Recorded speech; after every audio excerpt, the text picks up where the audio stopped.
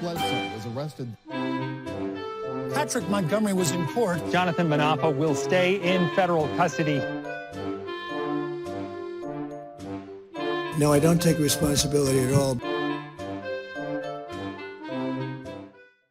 Hey everyone, welcome to the show. 34-year-old Montana resident Isaac Sturgeon was seen on the Capitol grounds on January 6th.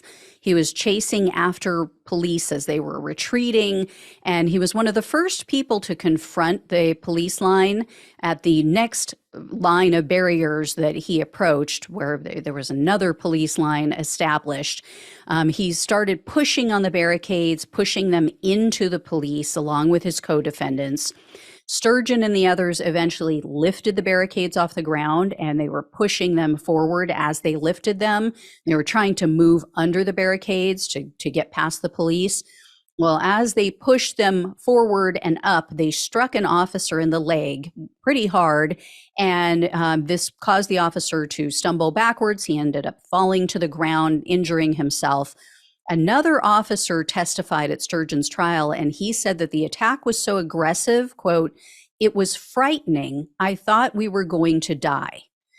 So following that attack, Sturgeon moved to an area above the Lower West Terrace tunnel, where so much of the horrific violence took place, and he remained there for about 90 minutes. He was recording numerous assaults against the police while he was up there.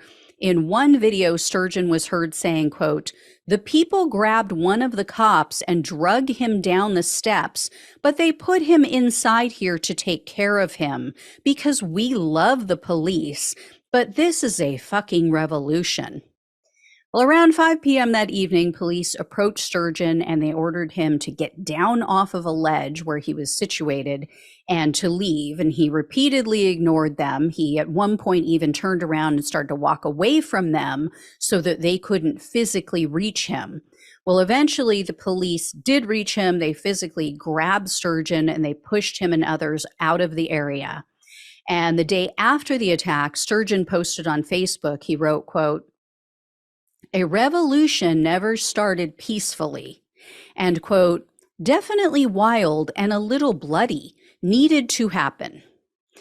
On January 8th, Sturgeon sent several text messages talking of future violence. He wrote, quote, "Republicans get mad and commit felonies, just so you're aware." Also, quote, "It's time," and quote, "We will make the best of it and or fight. Crimes have to be committed to start a revolution." The following day, he texted, quote, "Yeah, peace hasn't worked out for us. We are dying." And quote, "But bloodshed is the only way, now biblical." On January 26th of 2021, Sturgeon texted a friend of his who works in law enforcement, and he asked, "Hey, is there a warrant out for my arrest?" So the friend confirmed, "Yeah, you're wanted by the FBI." Well, Sturgeon ignored that. He failed to turn himself in. And Sturgeon appears to have tried to get rid of evidence. He deleted video evidence following the Capitol attack. And when the FBI searched his phone, they said that they couldn't find any videos from a time period in which he was seen on body cam footage and on other people's videos recording the attacks on the police.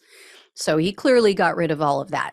So Sturgeon was arrested on March 6th of 2021, and in a superseding indictment, he was charged with obstructing an official proceeding, assaulting officers, civil disorder, entering restricted grounds, disorderly conduct on restricted grounds, impeding passage on Capitol grounds, and 2 counts of physical violence. Sturgeon refused a plea deal, and in May of 2023, he went for a bench trial. He was convicted on all counts with the exception of the impeding passage because the government voluntarily dropped that charge. Based on the felony obstruction charge, or conviction, I should say, Sturgeon was looking at up to 20 years in prison, 3 years of probation, and $250,000 in fines. And the prosecutor actually requested a stiff sentence this time. They asked for 135 months in prison, so just over 11 years, plus they asked for 3 years of probation and $2,000 in restitution. U.S. District Judge Royce Lamberth presided over Sturgeon's trial and his case, and at the sentencing hearing, he said, quote, "The defendants have a right to believe whatever they like about the 2020 presidential election and to voice those opinions, but the First Amendment does not give anyone a right to obstruct or impede Congress by making it impossible for them to do their job safely. And it certainly does not give anyone a right to riot, assault police officers, or enter restricted areas." In the end, Judge Lamberth sentenced Sturgeon to 6 years in prison, 3 years of probation, and $2,000 in restitution, also a $2,000 fine. So a tough sentence, comparable or maybe even slightly worse than those imposed on some other violent offenders who beat up officers. No doubt, if Sturgeon had just taken a plea deal, his sentence would have been greatly reduced, would not have been an issue. I mean, would have been an issue. He would have still gotten prison time, but yeah, he wouldn't have been in there for 6 years, guaranteed. As they say, fuck around and find out. All right, I will let you know if I hear any more. Thank you all so much for watching and listening. Please like, share, and subscribe. Please donate if you possibly can. Love you all. Take care. I will talk with you soon.